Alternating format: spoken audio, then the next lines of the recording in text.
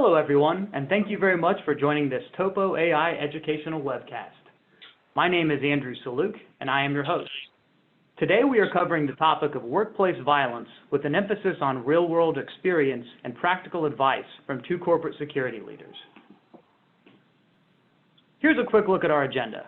After the panel discussion, we'll leave time for a live question and answer session. You are welcome to submit questions throughout the webcast, and I'll explain how to do that in a moment. Before we begin, let me provide a 60-second overview of Topo AI. We provide best-in-class command center software for corporate security teams. Our product, the Topo One platform, delivers real-time situational awareness, critical event management, and automated reporting on a single pane of glass. The Topo One platform ingests virtually any data set from a wide array of internal systems and third-party providers. Using our interactive map, analysts can quickly visualize risk alerts alongside offices, personnel, and assets with crucial contextual data. Our uniform triage process empowers them to respond rapidly and consistently, notifying employees and tracking business impacts in just a few clicks. Our analytics module provides key performance indicators to assess security team performance, and it provides board-ready reporting to showcase the strategic value of the GSOC to the larger organization. Today's webcast is a 45-minute panel discussion. Some of the topics we will cover were submitted by audience members prior to today's webcast, and we thank everyone for sending those in. We encourage you to send in additional questions at any point during the broadcast. You can submit questions using the Q&A button, and we'll answer as many of them as we can. Within 5 business days, we'll also send you a link to this recording, and you're welcome to share it with your colleagues. We will conduct some brief polling questions during the webcast, as well as an exit survey after it has concluded. This information will help us shape our future webcasts, and we just want to reassure everyone, we will not share your individual responses to polling or survey questions. I will lead with our first polling question to get a sense of the audience's experience level with workplace violence, and this will help provide some insights to our panelists. Which of the following are true with respect to workplace violence in your organization? And please select all that apply.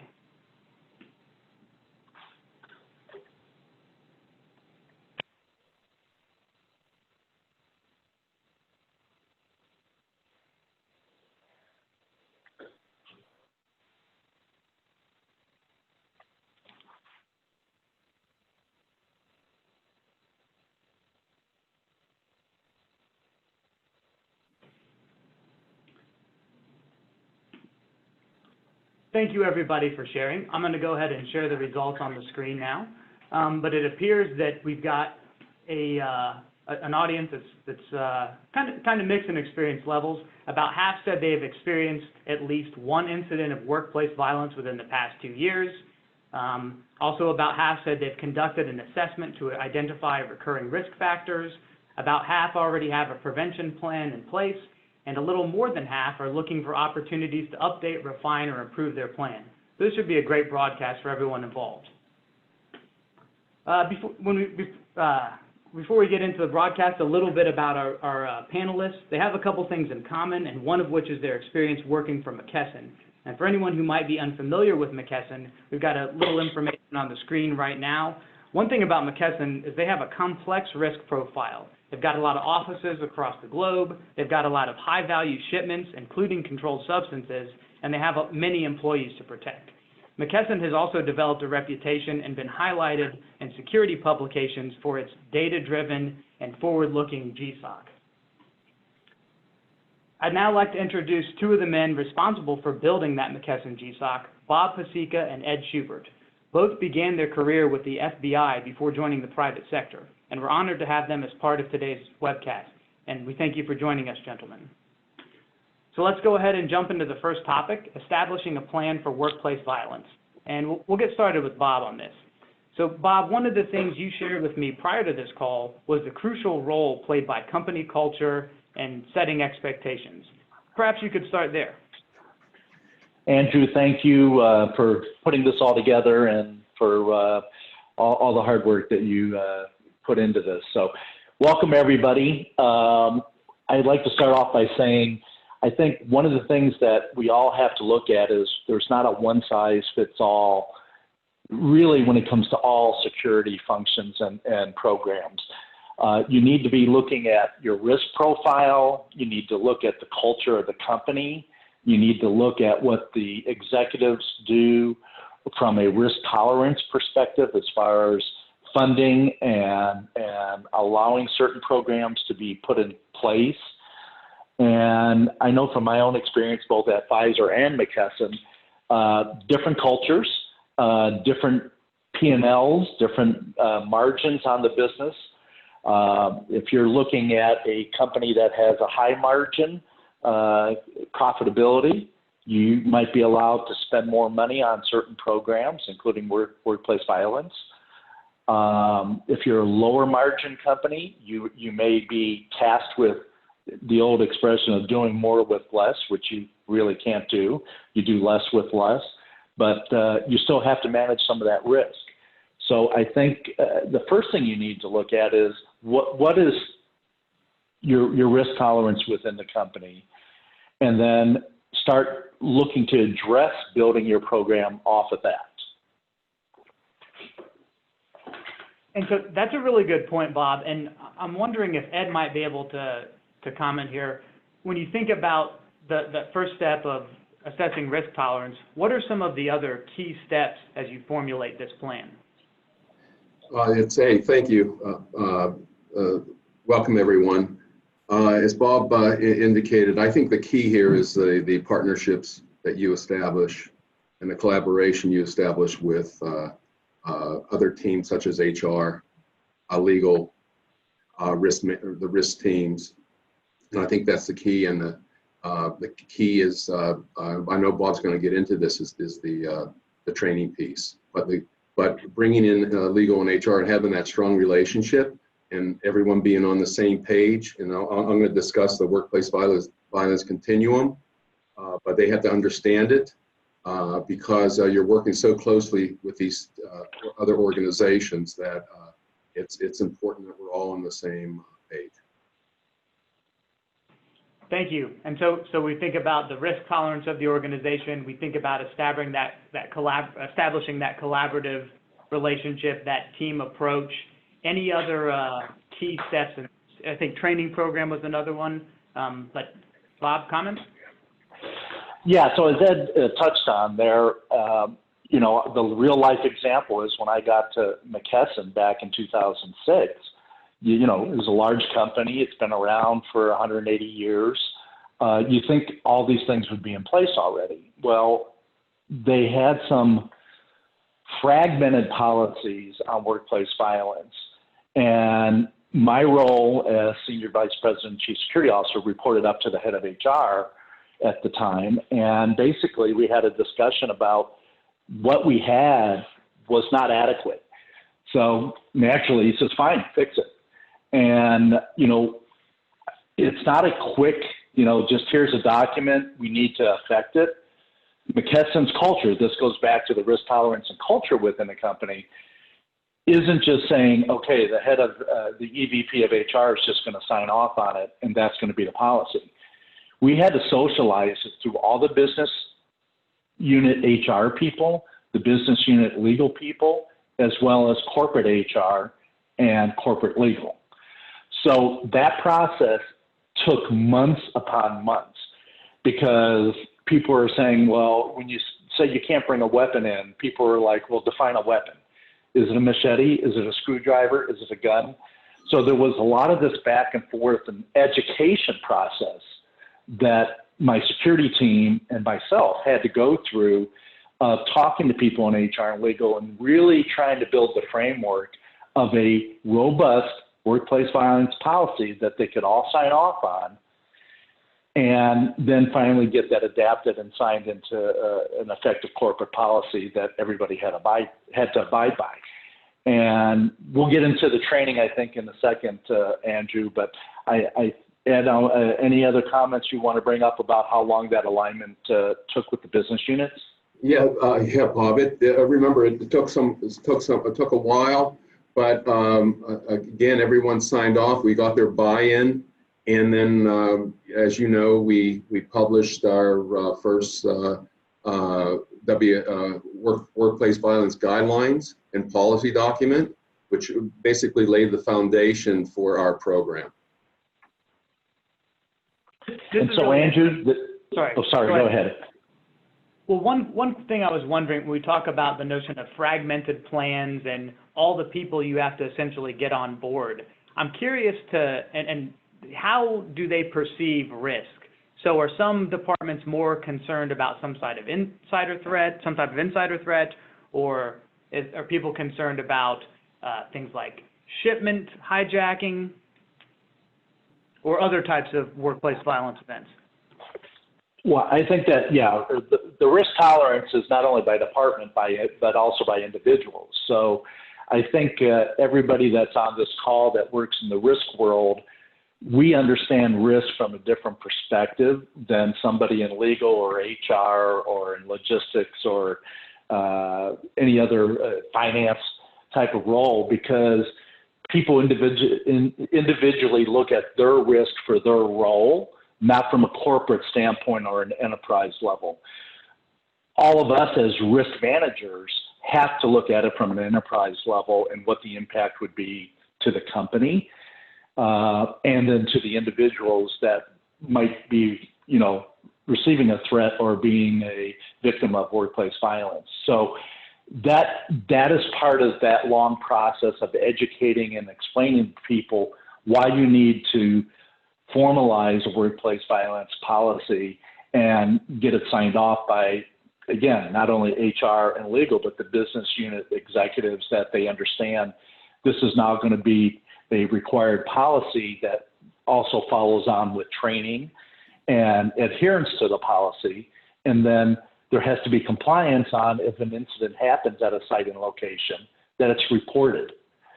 So there's a lot of steps. There's a lot of levels of getting that rolled out and implemented, but the educational piece is the hard work on the front end, because you have to get everybody understanding what we're trying to do as the security department, as the risk managers for this program. Hey, Andrew, I'd like to add something as well. Been working at McKesson over 12 years, have never received any pushback from BU leaders or managers regarding the workplace violence threat. If you properly define the risk to the organization, they were fully supportive and fully supported financially, because these can be somewhat expensive, especially if you have a real high risk, and there's surveillance involved, and there's enhanced security involved. It can be quite costly, but I've never received any pushback. They all were very supportive over the 12 years that I've been involved with these types of cases.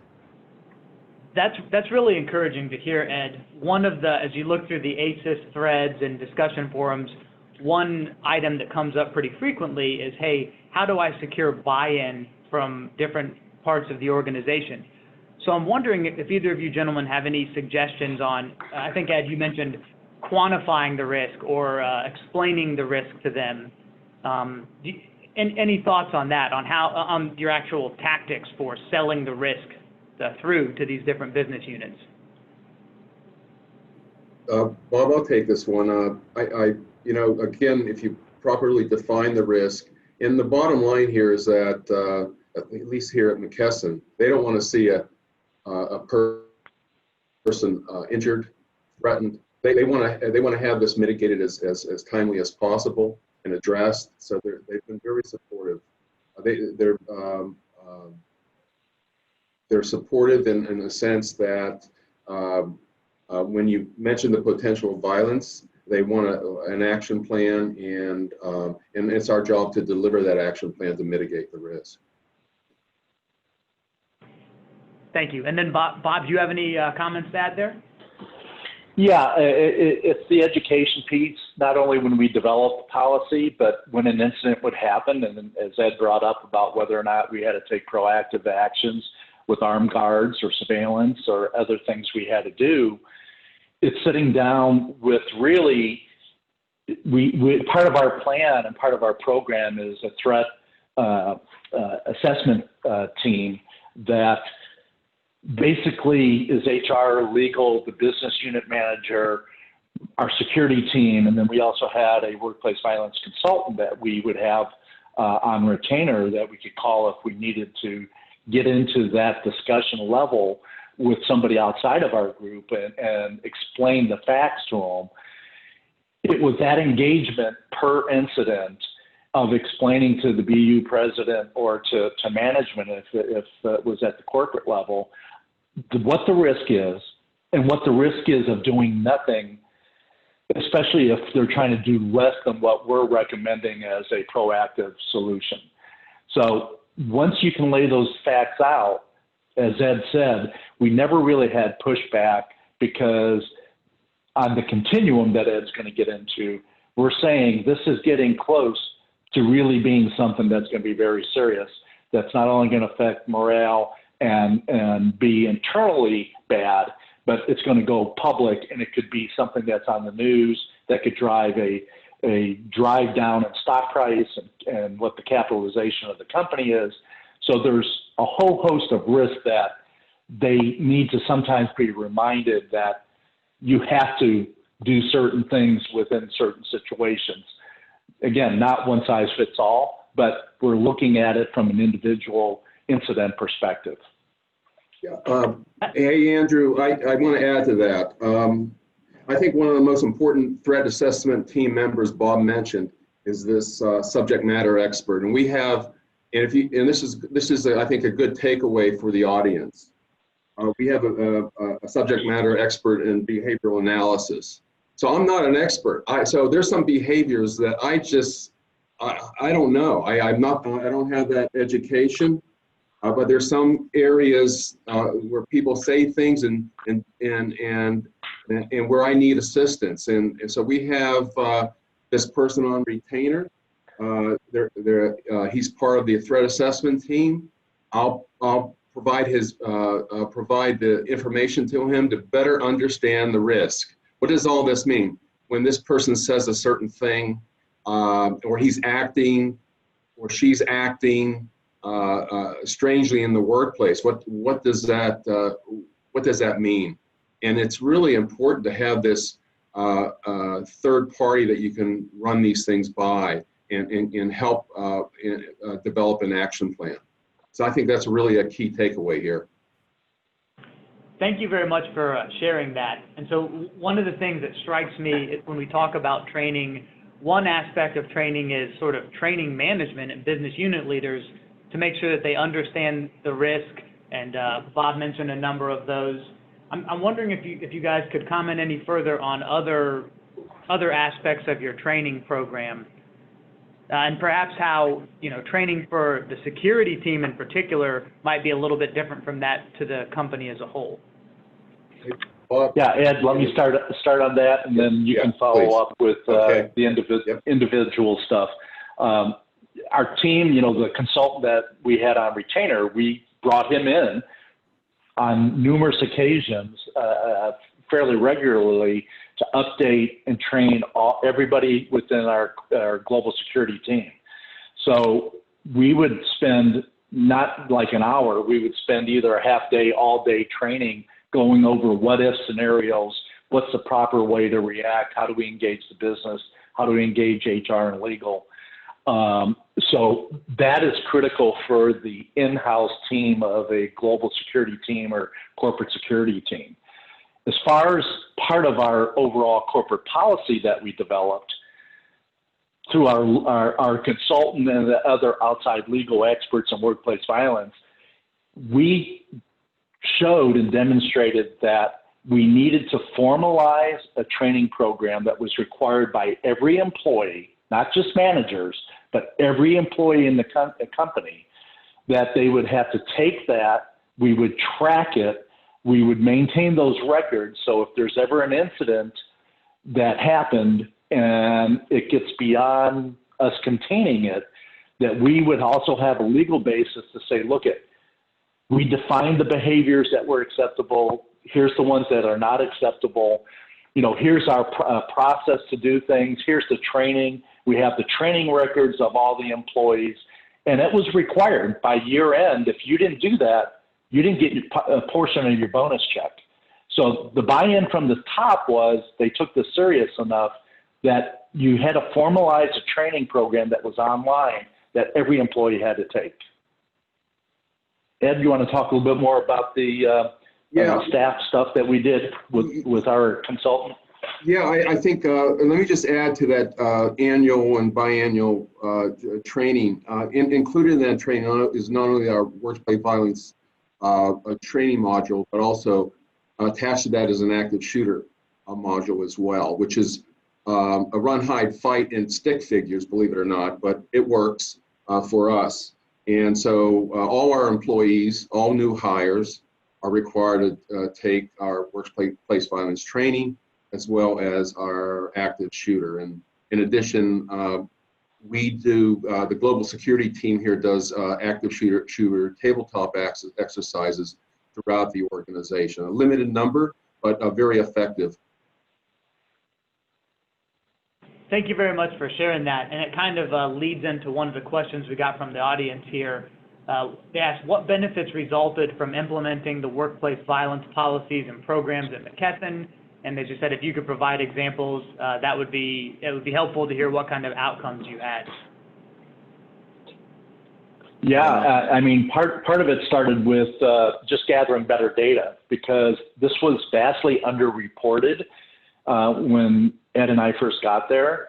And once it became a requirement that management not just sit on these issues and try to nullify them themselves, they had to basically send it in either through the compliance hotline or by contacting HR or legal or our team.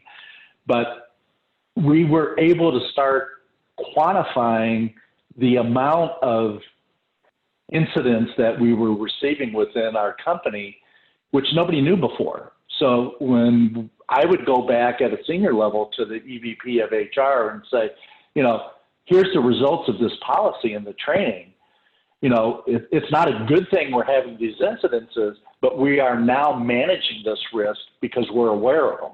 Before, they were left down at the business or the site level, and they were not managing the risk properly. So, and then we also had all the compliance training of everybody that Ed just talked about, the training that was required. We could actually show the compliance structure of people doing the training. And not only that, we have, so we can pull the analytics and the metrics, like Bob mentioned, through our case management system that we use here at McKesson. So all our cases, whether or not it's a workplace violence case or a inappropriate behavior case, which is normally worked by HR, all that's captured in our case management database. And I can share that with the audience, the one we use here at McKesson. It's Ethics Point. Thank you very much. And I think that might have just addressed one of the questions we had. Well, another question here, did you work closely with local law enforcement while putting together your workplace violence plan? And how did that work out? Yeah, can I take that, Bob? Sure.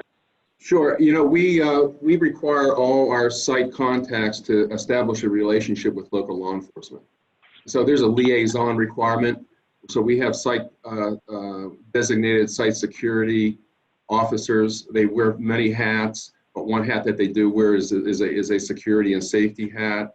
And one of the requirements that we have is meet with the local law enforcement, have them visit the site, create that relationship. And in this day, when we do have a direct threat of harm, that's going to be the first call, is to 911. And the law enforcement is really supportive. Thank you for sharing that. And Bob, do you have any other comments on this topic? So based on Ed's background and mine, coming from law enforcement, we didn't actively go out and seek, law enforcement's input to the policy. We have hundreds of locations.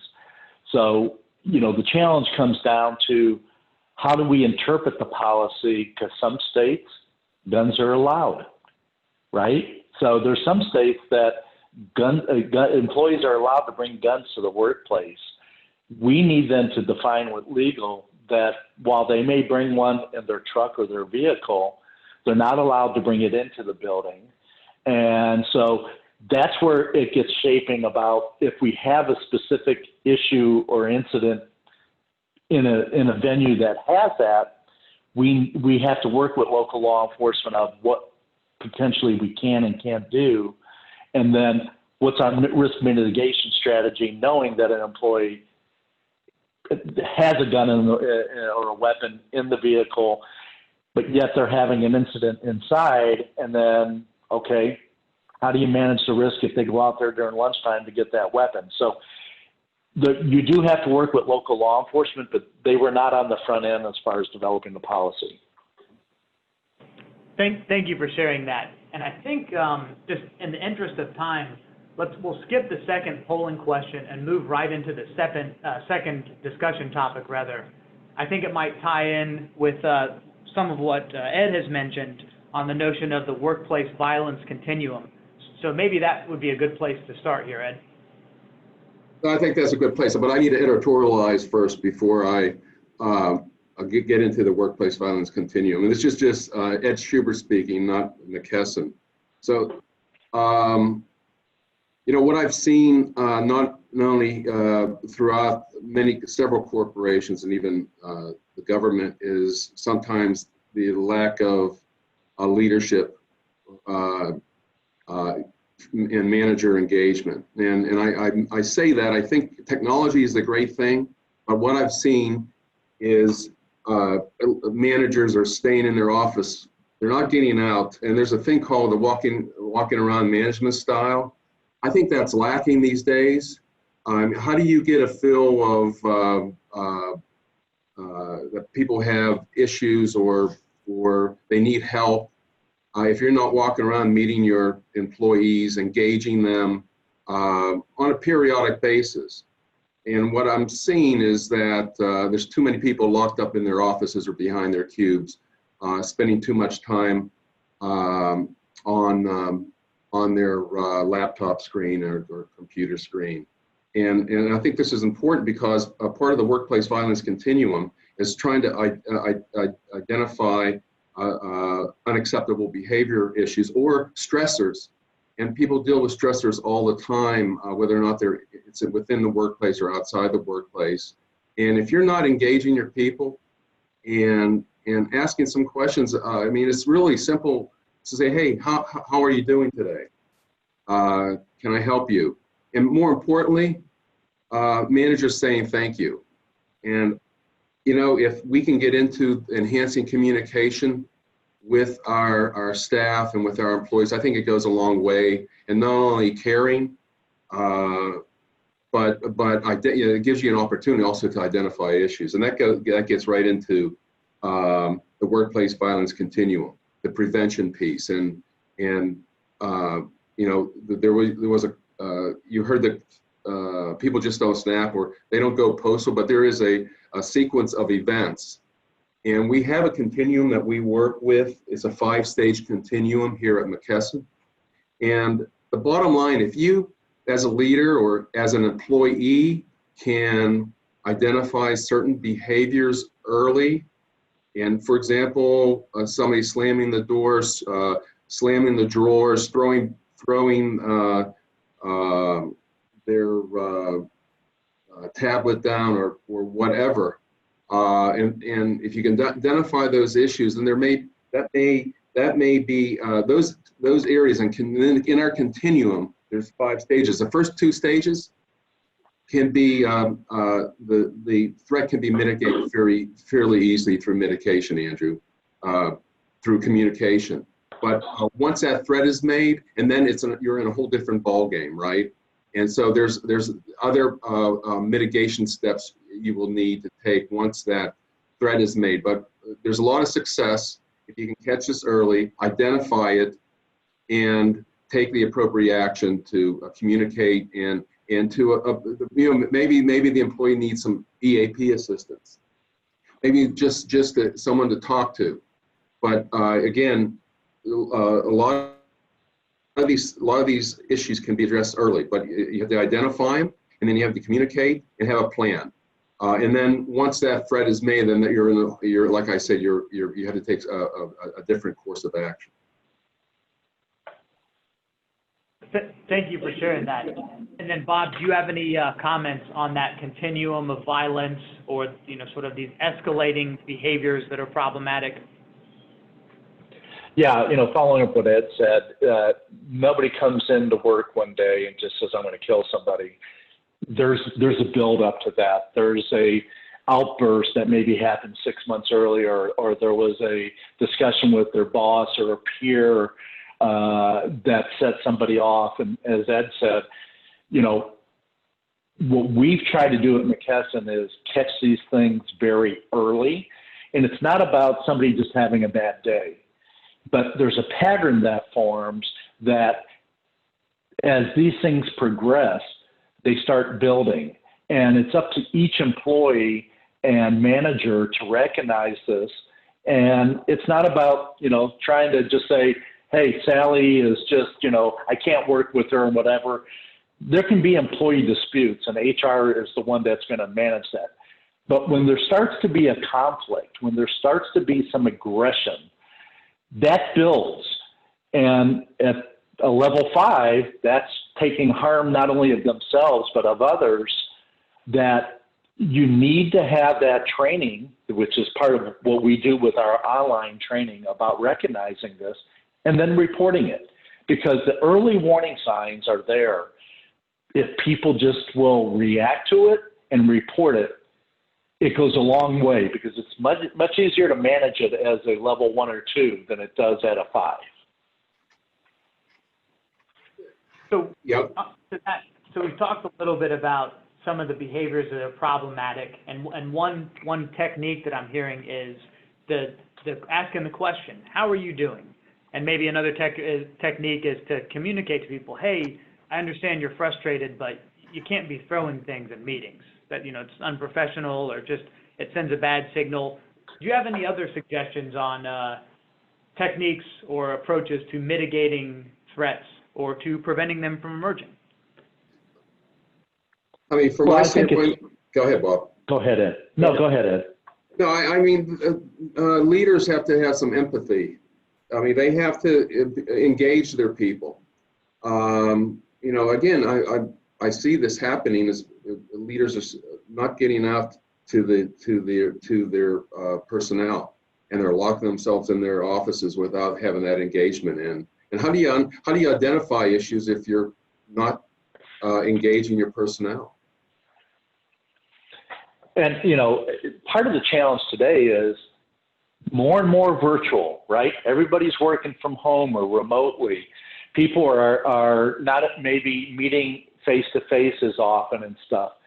So that gets harder. That gets harder from what Ed's trying to point out here about management being engaged with their employees and listening, not only to them, but their peers, to hear about, Bill had a bad day or Sally had a bad day.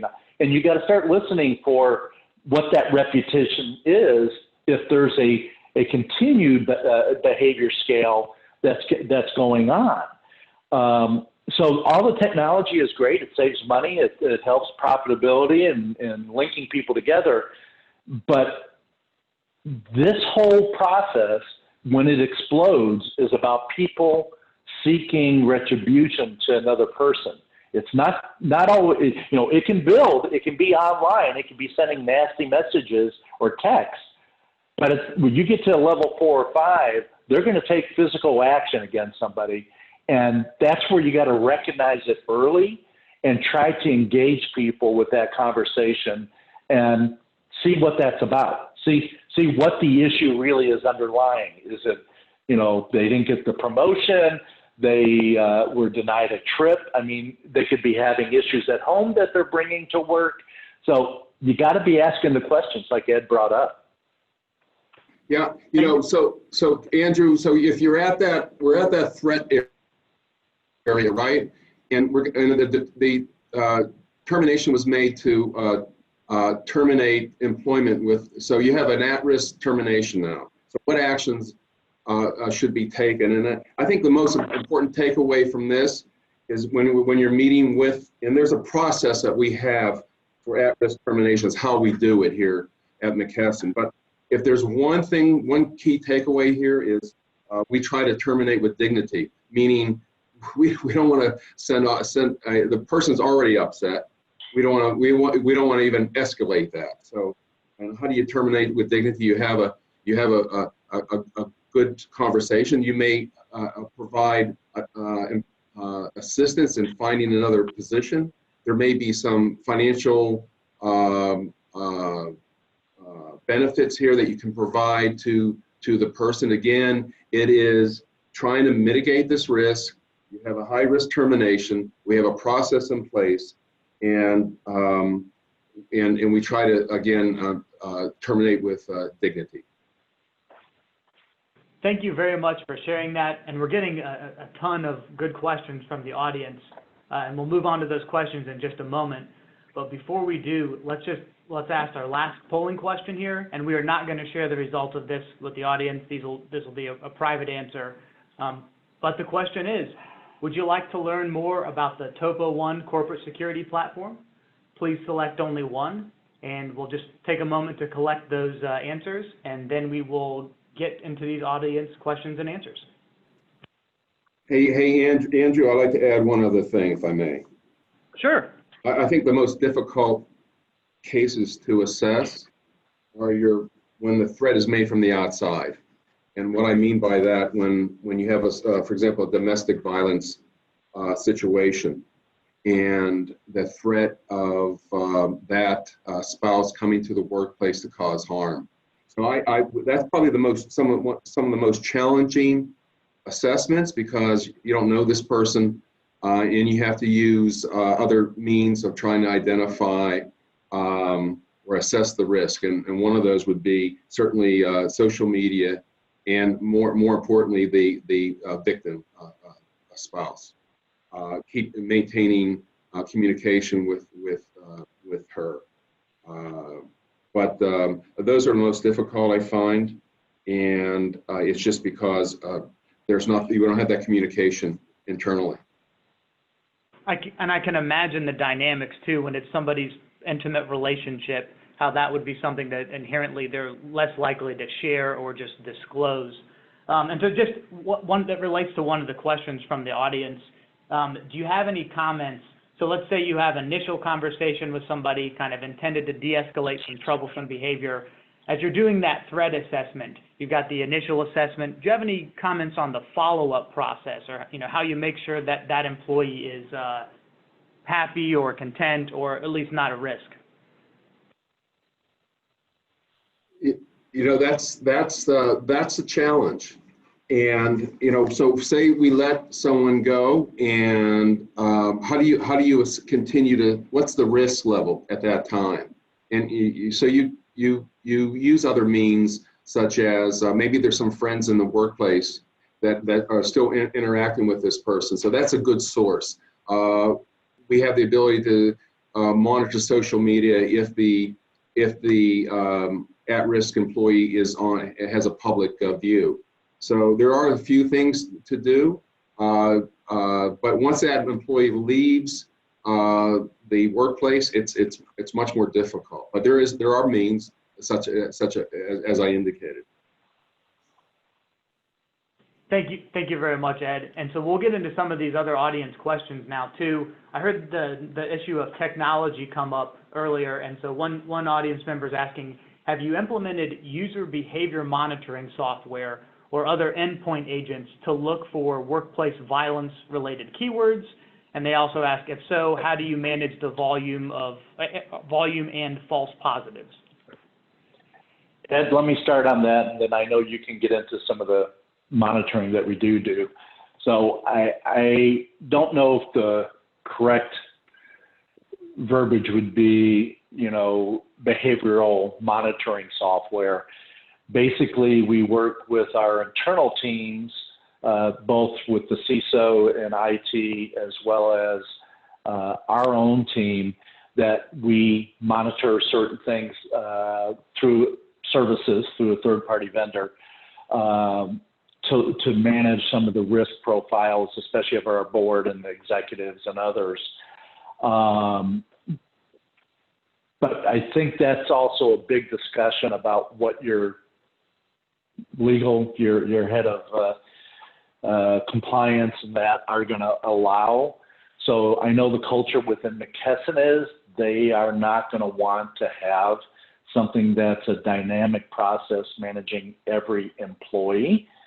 But yet there is certain triggers within the operational network for email and the company provided phones and stuff, that they block sites and that they can manage certain things. But specifically a behavioral software, that's not something that we manage. But Ed, do you want to talk about a little bit more about the outside services?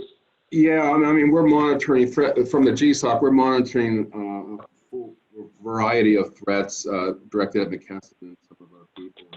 It's a challenge just because of the amount of data, and you really have to be refine your keywords to try to limit the amount of information that we're assessing every day. Okay, and thank you for that, gentlemen. So I think this question is a little bit related. So it's a little bit different from monitoring, but have you guys created any sort of behavioral analysis assessment? So this could be in the form of pre-employment screening or maybe ongoing screening. And the audience member was curious if you have any example of questions or any scale you use to measure the risk score. Really good question. No, we're not using. We just collect the data. We provide those facts to our team and including our subject matter expert, and we assess the risks internally. We don't have a sheet. I know the FBI has just published some really good publication. If you haven't seen that yet, just go to their website. There may be some guidance there, but from our view, no, we don't have a checklist per se. We do get together and discuss the facts of the case and then make decisions based on this. So as a follow-up to that, again, as I started my conversation on the discussion today, a lot of it comes down to cost.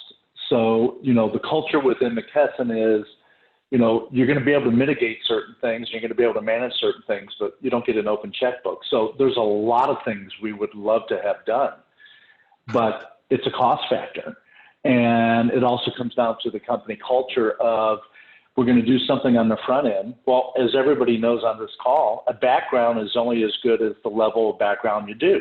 You can get a $29.95 background, or you can get a $2,000 background. If you're doing a churn on 80,000 employees and you're hiring 20,000 to 30,000 employees a year, it's a cost factor. So the screening that's done on the front end, we've worked cases where they got through all the screening, they get hired, but there are certain things that seem to happen. And we ended up working the cases and we find out, yeah, they're a convicted, felon. They did this and this and this. Well, those things are also, there's a framework from what you're going to be allowed to do because of the Department of Labor and what you're going to be able to look back, because it used to be unlimited and then it went to 10 years and 7 years and I think it's 5 years now. So what you're able to do really is limited by some regulation and some legal aspects. So that's where you got to really be partnered with your chief counsel and working with the legal staff of what you can produce on the front end to manage these risks. Thank you very much for those answers, gentlemen. So we're running a little bit short on time, but let's try to get in a couple more questions.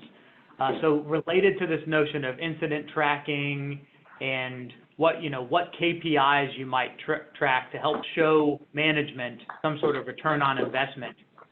Are there any other metrics that you track to provide useful data, perhaps outside of just the number of incidents? Ed, you got that. Yeah, thanks, Bob.